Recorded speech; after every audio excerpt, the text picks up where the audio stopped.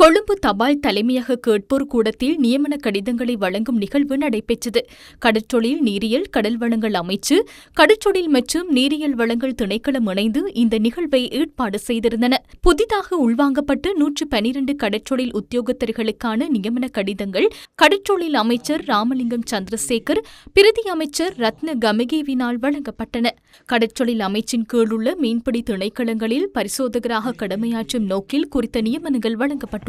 கடற்றொழிலாளர்களுக்கு வழங்கப்படும் அரசு சேவைகளை விரைவாகவும் வினைத்திறனுடன் முன்னெடுக்கும் நோக்கிலும் சட்டவிரோத கடற்றொழில் நடவடிக்கை குறித்து கடற்றொழில் அமைச்சுக்கு அறிவிப்பதே இன்று நியமனம் வழங்கப்பட்ட கடற்றொழில் உத்தியோகத்தர்களின் பொறுப்பாகும்.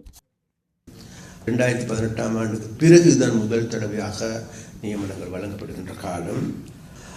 நீங்கள் தான் மக்கள் மத்தியில் சென்று மக்களோடு உரையாடி அல்லது எங்களுடைய மீனவர்களோடு உரையாடி மீனவர்களுடைய மனங்களை மாற்றுகின்ற எம்பசிடர்.